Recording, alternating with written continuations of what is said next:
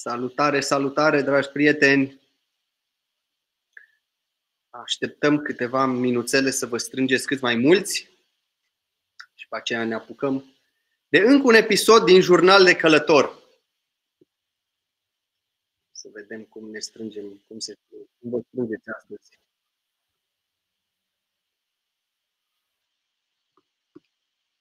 Uite, deja avem o persoană în live. Să știți că vă și salutăm dacă ne salutați și voi. Vă spunem lucruri frumoase în live. Mai așteptăm un pic să mai vină și alte persoane și după aceea ne apucăm de un nou episod.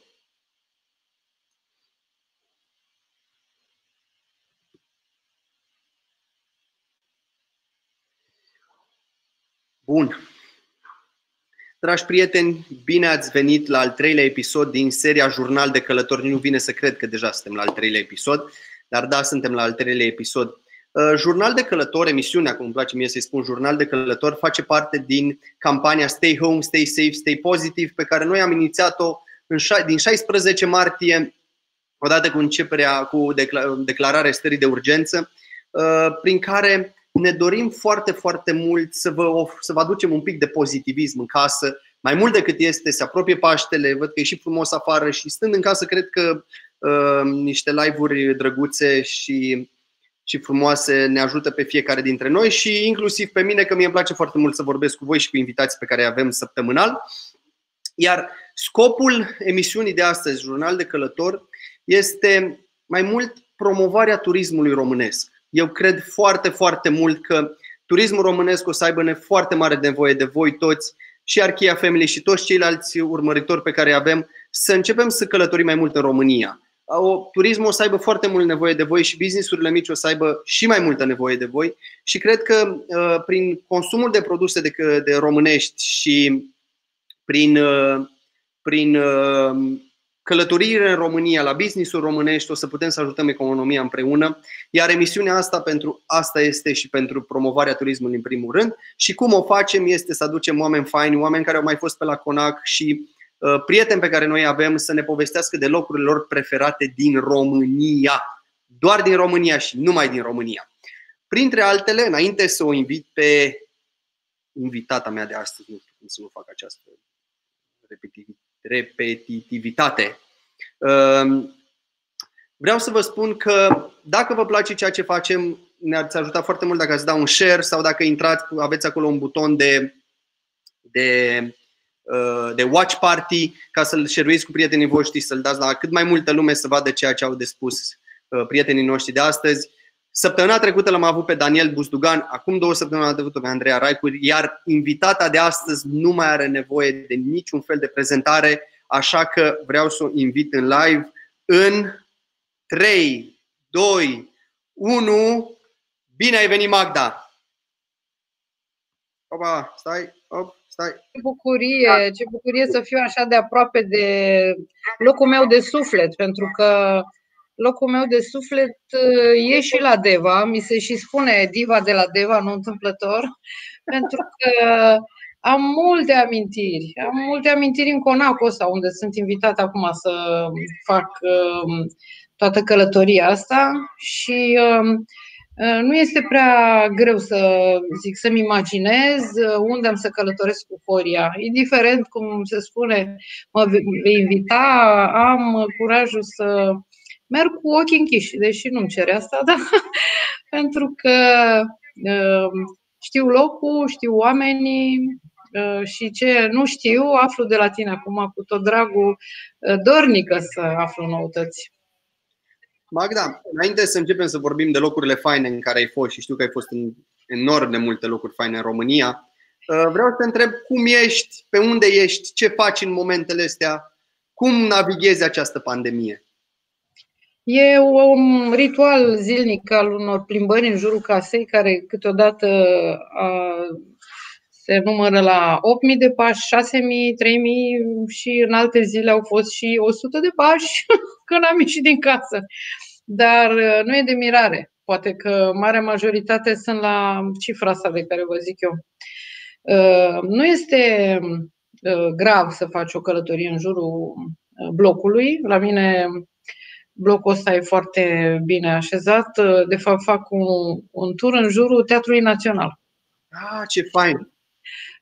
Mă duc la un magazin despre care se face și o glumă, că dacă ai cumva la etajul 8 un magazin care începe cu M și se termine cu Ga, nu e de mirare. Adică e împânzită lumea de magazinele astea și sunt de foarte mare folos pentru mine, că eu acolo ajung. Adică mi-e greu să ajung la o piață care ar fi Oboru, care e la vreo 3, 4, 5 km de mine.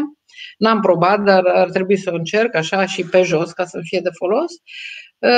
Azi, cu o începere de ieri, pentru că toate trebuie să aibă un preambul, pregătesc bicicleta, să fac pentru început aceleași tururi în jurul blocului și în jurul Teatrului Național, pentru început. Una din destinații la mine în plimbări se numește Grădina Icoanei, se mai numește Chiselef, că am fost la una din bunele mele prietene pe care vă împărtășesc că am fost prima dată la ziua ei, Doina Levința, și am stat frumos, păstrând distanța în, cum s-ar spune, fața casei, pentru că fața casei e o grădină frumoasă și am pălăvrăgit așa preț de vreo jumătate de oră. Deci am făcut acțiuni pe care le fac și în zilele de libertate, cum se spune. Și astăzi am exersat acest traseu spre prietena mea. Drumul are și întors, va fi peste vreo oră, două. Azi e ziua prietenei finei mele, Tania. Și sunt în casa ei acum, pentru că tu mi-ai propus să fac această întâlnire cu tine acum câteva zile. Ca să zic așa, nu știam ce mă așteaptă miercuri la ora 5 și am zis da și mă bucur că am zis da și uite, cu ocazia asta ești în vizită. Și tu, și voi. Mulțumim. Magda, aveai planuri de vacanță pentru anul ăsta sau nu-ți faci planuri de vacanță? Planul meu de vacanță, dintotdeauna, numărul 1 pe listă este Conaco Archia. Oare știi ceva despre asta? Adică mă gândesc că la Archia să nu fie, cum să spune, gura pocită, dar poți să-mi găsești un loc de muncă. Pentru că nu se știe, teatru nu o să mai fie așa la căutare. Evenimentele tale, pentru că țin de tradiția răspândită pe întreaga planetă a sărbătorilor de nuntă, de botez și de alte ocazii fericite. Deci conacul vostru găzduiește astfel de întâlniri, astfel de momente fericite în sânul familiilor și cu siguranță rostul lor va fi până la sfârșitul planetei, până la sfârșitul lumii. Și așa cum spune Carol foarte frumos, Carol fiul meu, și poate și alți copii ca și el, că e un copil, un bărbat crescut sănătos, își imaginează că după sfârșitul lumii, când va veni sfârșitul lumii, cu siguranță și foarte imediat, aproape, va începe o nouă lume. Deci ăștia suntem și dacă stăm să ne gândim, fiecare copil născut începe cu el o nouă lume, fiecare zi trebuie să fie o nouă pagină curată și bună de scris și fiecare lucru bun început trebuie să însemne pentru noi această nouă lume, care poate să fie alături, adică undeva, te uiți tu acum pe fereastra din biroul tău și vezi piscina Conacu și grajdurile cailor și padocul și sălcile plângătoare de peste Pârâiașul care curge. Da? Da, acum dacă dai o imagine și o să constate lumea că am avut dreptate, am descris bine din memorie, nu? Întotdeauna descrii bine din memorie. Da.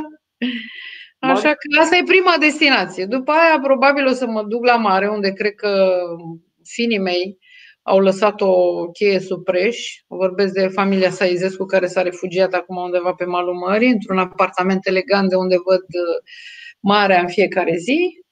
Și un dute vino din ăsta de la Constanța la Deva poate să fie o variațiune pe aceeași temă, vacanța, vacanța mare. Asta super mare, super adăugată, nu știu cât de vacanță va fi, că eu acum de la teatru sunt în concediu. Adică formele găsite pentru a trece acest moment, aceste zile lungi de să zicem, restriște, au fost ca soluție pentru teatrul nostru să intrăm într-un concediu de odihnă. Mai departe vor fi alte măsuri, cum spune poetul, bucuroșul îmi duce toate, de pace, de război. Și acest război pe care ni l-a dat ligioana asta nevăzută să fie cât mai scurt și bine trecut de noi, pentru că e o ocazie de a învăța ceva. Dacă ești, cum se spune, inițiat, nu-mi vine acum să zic decât cuvântul ăsta, dar mă refer la faptul că ești alfabetizat. Dacă știi primele litere din acest alfabet al vieții, e suficient să te acordezi cu ceea ce ți se întâmplă în zilele astea. Avem deja o lună și s-ar putea să mai fie încă o lună de ședere la domiciliu, forțat. Te gândești că alții au primit pedepsa asta mai pe drept, mai pe nedrept. Acum noi să o luăm cum o luăm, să ne fie de folos. Pentru că asta spun, dacă ai cel mai simplu limbaj de a te racorda la ceea ce îți dă viața, vei fi în câștig. Și trebuie să conversezi. Da. Noi ne simțim extraordinar de bine când ne spui că noi suntem unul dintre locurile tale preferate în care să călătorești. Da. Dar sunt sigur că tu ai călătorit în foarte multe locuri. Care sunt zonele tale preferate sau în ce zone îți place să mergi când mergi și călătorești în România? Drept să spun, îmi place marea. Îmi place foarte mult acolo unde este marea în zare și îmi plac seriile, să zic așa, apusul soarelui să-l văd la malul mării. Cu răsăritul e mai greu că nu mă trezesc prea ușor, dar îmi place să fiu la mare. Am niște prieteni foarte buni care au o casă pe la 2 mai și sunt așa de drăguți, mă invită, în fine, prin natura lucrurilor. Mulți prieteni îmi fac invitații și îmi lasă cheia sub preș, cum spunem noi. Și ca să fac o paranteză, ultima dată călătoream spre Noua Zeelandă și prietenul meu care trăiește la Sydney mi-a și scris așa, ca să mă întâmpin știind că probabil am varianta de a face o escală și la Sydney, mi-a spus, Magda, cheia e sub preș, așa că, apropo de litoral, aș vrea să-l accesez și pe ăla de acolo. Pentru ei, nu știu, nu cred că se plâng, dar vă spun, e monoton. Tot timpul la ei, în fața casei, este marea, tot timpul e cald, poate nu foarte cald, în fine, în vara asta sau primăvara asta, vara lor, adică de iarna noastră, la ea a fost foarte cald, prea cald, un cuptor la propriu, adică incendiile din Australia. Dar revenind la litoralul ăsta, vă spun că acolo mi se pare că mi-aș petrece o bună parte din... Dar la voi există o soluție, e o piscină. Da, e o piscină, e o pădurice acolo unde am plecat călare alături de Ionuț și de fratele lui, care sunt foarte dibaci, și ce mi-a plăcut că după atâția ani în care eu ziceam că știu să încalec și nu fac performanță, dar nu cad de pe cal prea repede, am mers prin pădurice și m-am simțit foarte bine să mai învăț câte ceva de la un tânăr care, ce să zic, mă bucur că l-aveți în echipă deja, adică, da. Aici sună un telefon, dar nu e de mirare, da? Peste tot sună un telefon. Nu e problemă. Nu cred că ne deranjează. Nu, și eu nu-l bag în seamă. Și eu, hai noroc, un gin tonic, Veps, da? Apă. Vine și apa, vine și rândul apei, să știi. Dar sunt la o aproape petrecere, la ziua finei, Tania. Tatiana, la mulți ani, Tatiana! Magda, știu că ți-e place foarte mult, hai să spunem așa, turismul ecumenic. Place, da. Povestește-ne un pic pe unde mergi și care sunt locurile tale cele preferate. Păi, aproape de voi este Prislop. Aproape de voi e mănăstirea în orășelul Horea, sau cum se numește, satul, mi se pare că se numește Mănăstirea Vaca. Da. Am fost în locurile astea, nu mai știu să zic așa, Am fost de curând pe drumul care pleacă dinspre Deva la mănăstirea după Târgu Jiu, cum se numește, unde e Sfântul Irodion. Da, o să-mi aduc aminte acum. Trebuie, cine știe să ne dea un răspuns, să-i facem un cadou. Lainici, la Lainici. Am trecut pe acolo. Am trecut și ce mi s-a părut frumos și vă recomand, apropo de destinațiile astea pe care le-am numit și sunt multe pe lista mea, după ce faci o astfel de călătorie, care, să zicem, ar fi primul pas, așa cum foarte mulți au mers la Ierusalim în pelerinaj și vor mai merge, e ca un fel de obiectiv din ăsta. Citeam prima dată în Hagi Tutose al lui de la Vrancea că de asta și purta numele ăsta de Hagi, pentru că fusese la Ierusalim. Și era o destinație pentru oamenii care sunt credincioși, pe care ar fi trebuit să o facă măcar o dată în viață. Adică după aceea și pe vremurile acelea, când a scris sau a trăit personajul ăsta lui de la Vrancea, era foarte greu. Acum ai putea să o faci, nu știu, lunar, că să zicem că pelerinajul înseamnă câteva zile. Te duci, stai 3-4 zile, o săptămână și peste o lună poți să te duci iarăși. Apropo și prin comparație cu această destinație care e rarisimă și nu e greu de atins, vă recomand toate călătoriile pe care le faceți în locurile astea dragi și sfinte să se împlinească cu un studiu, să zicem, mai până la studiu aprofundat, dar simplele filme pe care le puteți vedea pe anumite site-uri, să zicem, Trinitas are, doar accesezi, scrii numele mănăstirii, numele locului pe care vrei să-l vezi. Asta vă spun că mi s-a întâmplat mie. Deci eu am fost la Lainici de multe ori, în popasul ăsta pe care îl făceam în drum spre casă, plecând de la București și urmând Calea Oltului, mă opream și la Lainici. Și văzând filmul ăsta pe care l-au făcut niște artiști, acum de fiecare dată sunt alții, dar sunt echipele astea ale televiziunii, Trinitas, sunt foarte amănunțit descrise. Sunt filmări artistice, unghiuri, personaje care sunt oamenii locului, măicuțe, călugări ai acelor locuri care vorbesc atât de profund, atât de sfătos, au atâtea informații să-ți dea.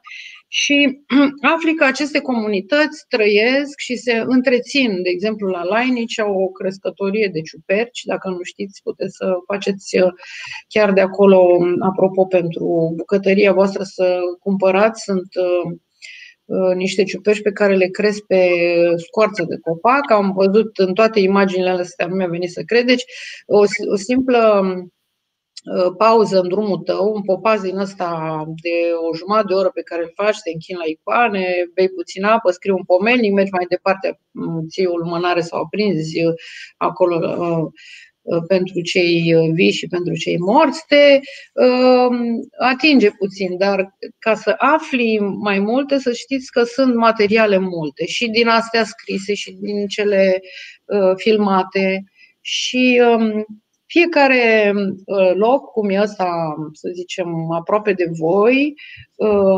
ultima dată în orașul Deva am fost la o biserică care e nici mai mult, nici mai puțin, pentru mine un popas la care am să mă întorc cu drag, unde este Părintele Sebastian, pe o stradă, cred că Eminescu, din Deva, unde locuiește și prietena noastră Mioara Brot, vis-a-vis pe undeva, într-un bloc comunist, în curtea SRI-ului, o biserică de lemn, care era paraclisul acestei instituții, nefolosit printre altele. Cineva a avut bunăvoință, a avut intenții foarte bune să construiască acest paraclis. A fost probabil doar o inițiativă care acum, după câțiva ani, are o folosință permanentă. Părintele ăsta slujește acolo în fiecare duminică. La Sfânta Liturghie am fost și eu într-o zi așa chemată de prietena mea. Am zis, eu mă duc la episcopie, unde am addiction la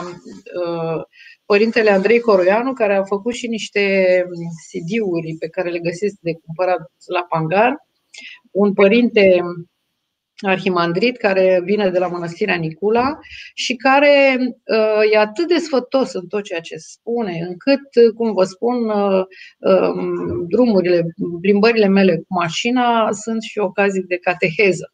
Adică tot ascult, mă sui în mașină și ascult la părintele ăsta care e acolo pe o stradă lângă voi.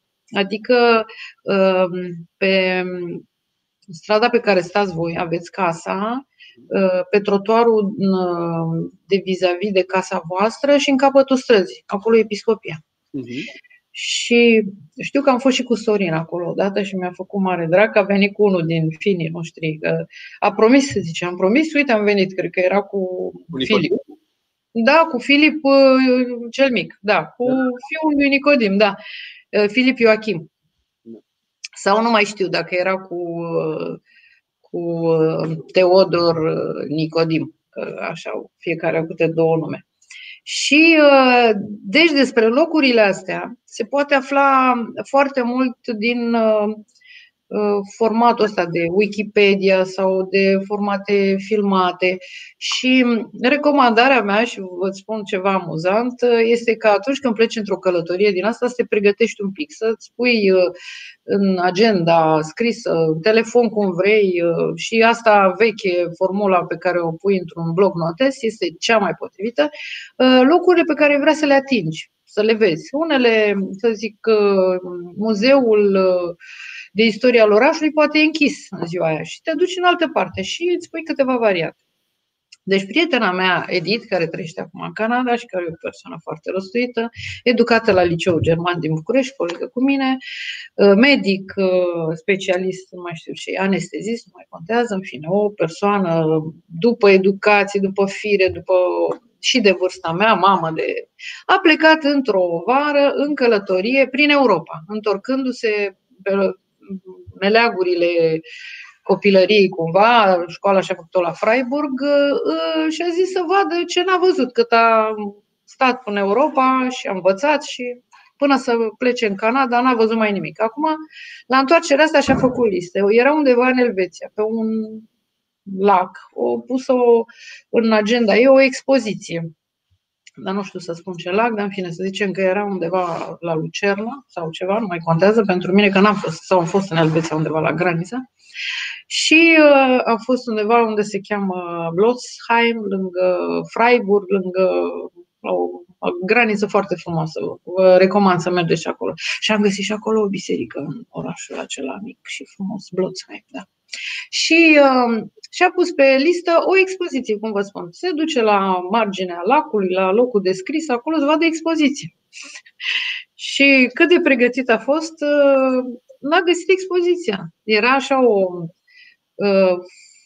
formă a expoziției care se întindea pe oglinda lacului, în niște lucrări care, pe niște punți, adică poți să-ți imaginezi așa niște popasuri din astea, în fine. Asta era rostul expoziției. Și foarte frumos i s-a răspuns, asta a fost acum 4 ani.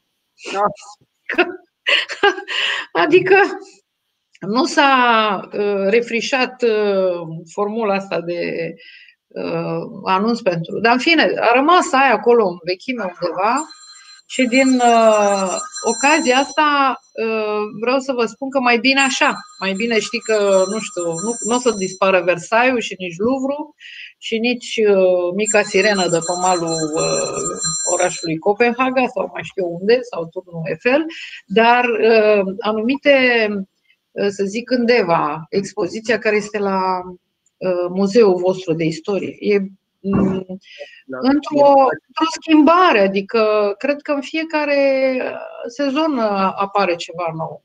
Am cunoscut pe cineva acolo care și-a făcut așa, să zic, milă de mine și m-a plimbat în multe săli foarte, să zic, și cochete, în sensul în care un muzeu poate să aibă foarte multe săli specifice de muzeu și mă refer la faptul că era, de exemplu, un subiect despre o baroneasă nu știu dacă era unguroaică sau româncă, dar care trăia în zonă și care a făcut o legendă a locului, știi? Adică poți să mergi pe diferite culoare căutând această informație pe care, dar mai mult decât atâta ți se oferă. Odată accesând orașul, odată, eu știu, trecând acolo căutare pe unul din elementele care e pentru tine de interes. De exemplu, poți să cauți trasee pentru, nu știu cum se numesc, motocicliști ăștia care urcă cu motocicletele astea sportive, da? În off-road? Cum? Off-road, nu? Da, în care pleacă oameni și ajung în niște statui de lut, așa, se noroiesc până în dinți. Am văzut de mult niște emisiuni pe TV5 unde cete de oameni, echipe, hobby-ul lor ăsta era, se suiau pe motociclete, făceau tururi din astea prin împrejurimi și după aia se opreau spre sfârșitul zilei într-un bistro din ăsta și își beau aperou înainte să ajungă acasă. Și am ajuns odată la un prieten bun, părintele Valerian, care e undeva spre Vâlcea, între Vâlcea și Curtea de Argeș, la o distanță de vreo 20 de kilometri de Vâlcea, pe direcția care anunță la intersecție 8 km spre Vâlcea și 26 spre Curtea de Argeș. Luându pe acest drum, foarte aproape, la vreo 7-8 km cu mașina și după aia încă vreo 2 pe jos, dar poți să mergi și cu mașină mai țapănă, mai la deal.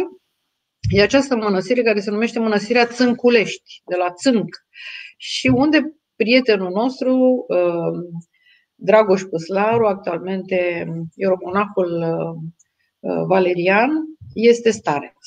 Și acolo este o mănăstire refăcută după ani de zile, după nu știu câți ani în care a stat în paragină, pentru că e un cătuc care s-a depopulat.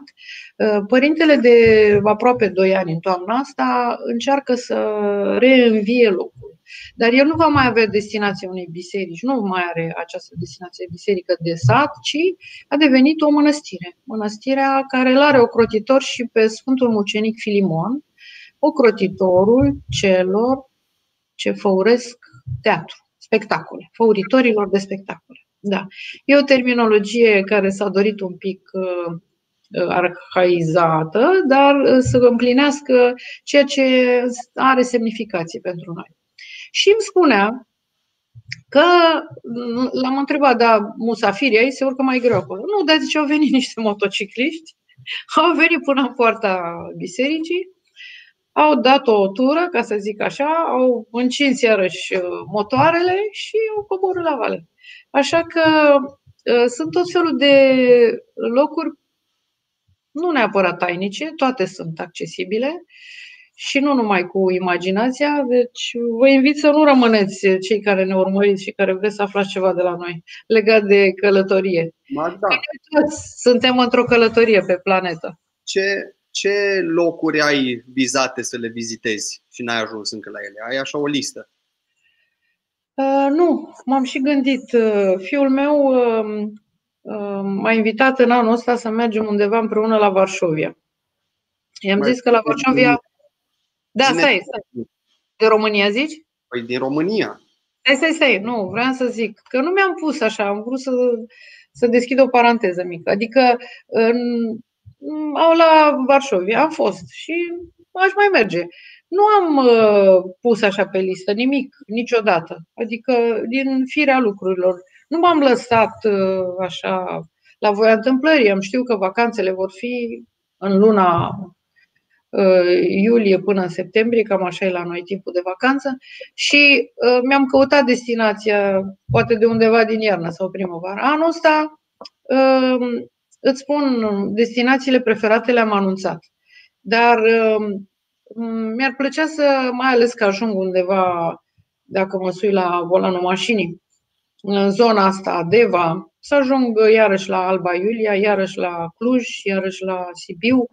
Am peste tot prieteni. Am stat în multe hoteluri prin natura meseriei în turnee și îmi place să stau și la hotel, dar prefer să fiu în sânul unei familii, pentru că acolo mă reîntâlnesc cu prieteni dragi și mai mult decât atâta ei știu să-mi ofere ponturi pe care oricât de mult am călătorit, sunt locuri pe care nu-mi sunt familiare, pot așa să spun că și Bucureștiul poate să-mi ofere taine, cu siguranță.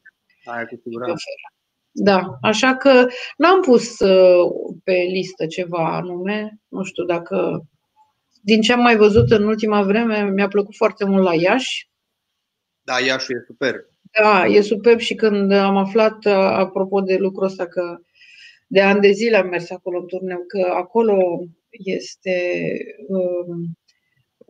la un moment dat a fost capitala țării și asta pe vremea regilor noștri, a fost bine alesă și epoca aia a fost prosperă și lucrurile au crescut și atunci și foarte bine că în momentul ăsta sunt atâția edile orașului care sunt dornici să pună în valoare ceea ce au deja, adică o istorie bine așezată și care poate să ofere turismului foarte multe ocazii de plimbare, foarte multe ocazii.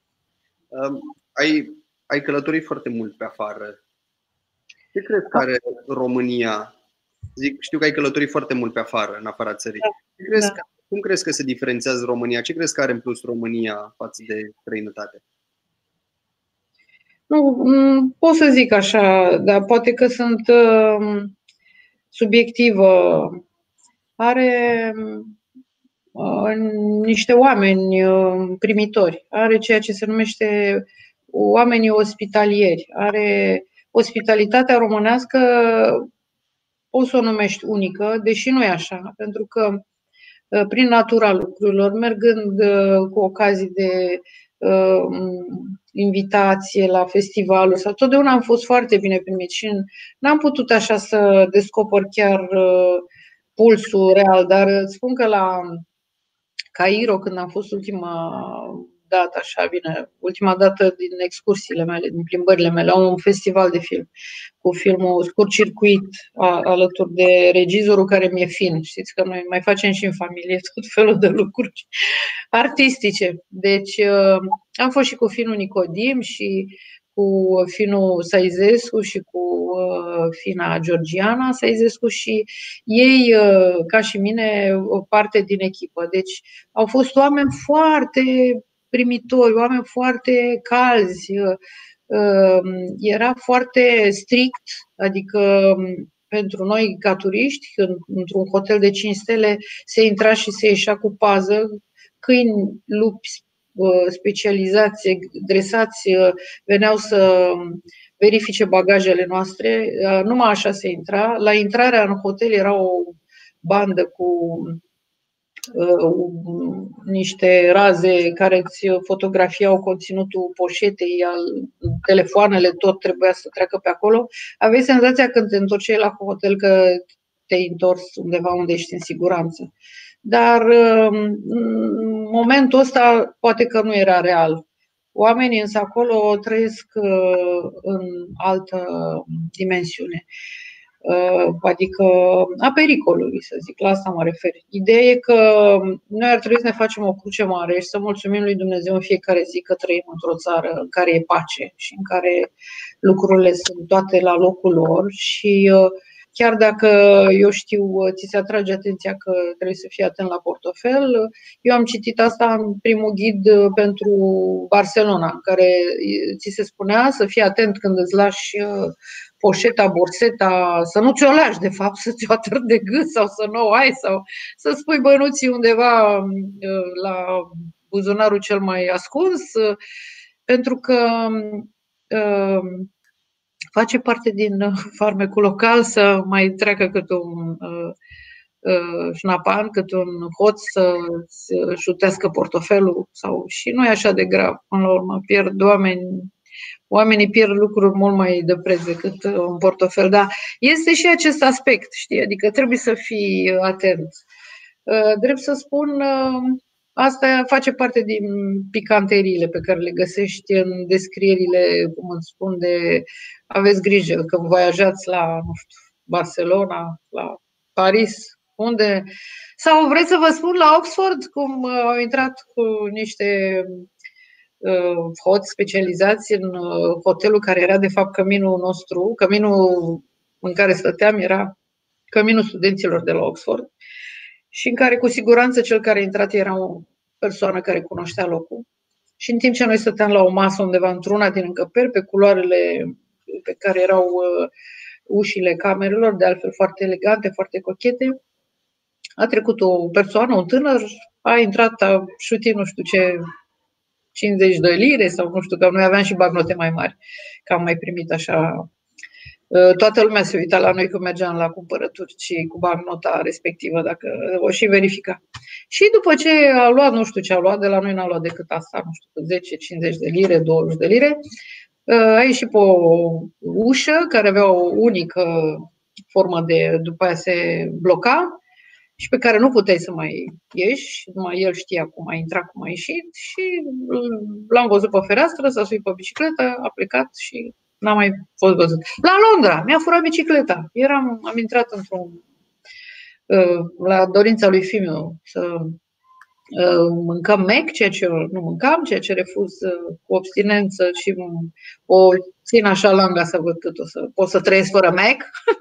Și pe fereastră, că era de fapt dita mai peretele de sticlă, doi tineri s-au așezat cu pe bicicletele noastre, au tăiat cu ceva sub șezut și pe nevăzute de către noi, timp de nu știu dacă a durat 5-3 minute, lanțul care avea, cum se numește, cifru, și ne-au șutit bicicletele și aici e drumul și au zbugit-o, da. Adică astea fac parte din surprizele călătoriei, da. Eu mi-aduc aminte când eram copil că am uitat nu știu ce jachețică, pulovăraș, nu știu ce transport și acum mi-aduc aminte cum zicea mama, Măgduța, de ce n-ai fost atentă, ți-ai pierdut pulovărul, acum o să-ți fie frig, adică când pleci la drum și asta avem de povestit, adică atâtea lucruri frumoase care câteodată, cum se spune, cele rele să se spele, cele bune să se adune, știi? Nu mi se pare că ceva întinează din frumusețea unei vacanțe dacă se întâmplă o astfel de chestie. Da, neașteptată. Ce mâncăruri îți place să mănânci când mergi prin România? Place să mănânc specificul locului, adică mai știu să zic că am fost odată în turneu astă toamnă la Chișinău și am ajuns într-o locație foarte frumoasă, nu mai știu dacă se cheamă Roata Vieții, să zic, sau nu mai știu, recomandat de un prieten din România care a zis că de câte ori se duce acolo.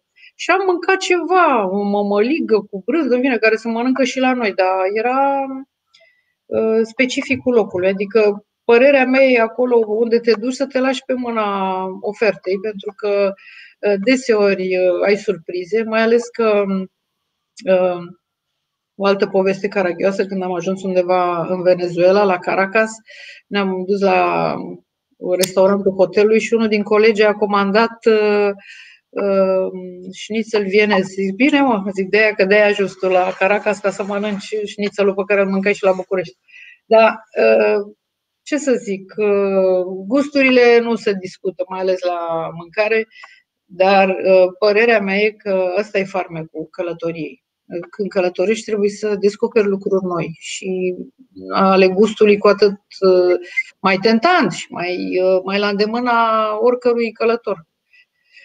Toată lumea mai întâi se gândește unde va rămâne ca locație, dacă își alege un locșor confortabil sau cochet sau discret sau, cum e la voi, un fel de, cum se numește nu întâmplător, Conacul Boierilor, un hotel butic, așa zic eu, care cred că a fost pionierat în lumea hotelieră la vremea lui. Cred că da, cred că am fost, nu știu dacă am fost primii, dar printre primii Am început în criză, așa că... Da, nu mi-aduc aminte. Mi-aduc aminte că stăteam cu Vali, cu maică-ta și încă mai potrivea cu designerița celebră, cu Delia, detaliile și la un moment dat punea pe perete o scoarță căreia trebuia să-i facă niște agățători. În fine, în orice casă veche românească exista formula asta de scoarțe puse pe pereți. Dar aia era așa pentru că era specificul uneia dintre camere. Voi știți. Da, și n-am vorbit despre asta. Camera mea preferată e camera cu maci. Dar, da? Da, e mai largă, e desenul ăsta de maci care se distinge foarte frumos așa și e foarte vital așa, desenul ăla te animă, te înviorează. Te înviorează. Dimineața când te trezești, te înviorează. Da. Sau te trezești la prânz, că de-aia e vacanță, să te trezești la prânz. Da. Noi suntem acum într-o vacanță, adică... Într-o vacanță lungită. Da, forțată, da, nemeritată, nedorită, dar știi cum e? Trebuie să te bucuri, zice așa un înțelept. Și nu numai unul, să te lași și în voia sorții, în felul ăsta în care îți dă Dumnezeu anumite situații, anumite crize, anumite praguri și nu trebuie să te potihnești, să zici fac cum vreau eu. Nici n-ai cum să faci. Acum chiar n-ai cum să faci cum ai vrea tu. Un prieten îmi spunea că e mai deștept decât bacteria și așa a crezut el, dar până la urmă s-a dovedit că nu a ieșit. Gândindu-se că va fi cât de curând anunțată izolarea asta, să aleagă o destinație fantastică, undeva în Spania, în Grecia, pe malul. Uite, cred că a făcut bine că a rămas acasă, undeva într-un apartament din București. E mai bine. Da, e mai bine așa, e mai fericit, e mai sigur. Și nu iese ca mine așa des. Din câte m-a cercetat, m-a întrebat, mi-a zis că îmi cam fac exagerez sau în fine, sunt temerară. Dar ce înseamnă 5-6 km pe zi, pe jos? E bine. Te miști bine. Bine, măi, Horia, dar tu știi foarte bine, alții aleargă 5-6 km, alții aleargă mai mult de atâta. Da, dar nimeni nu joacă ca tine, așa că... Da, asta e drept de joc. Jocul mi se cântă, așa joc. Ce să spun e că tocmai deschisesem un abonament la piscina de lângă casă și mi-a cam stricat feng shui-ul.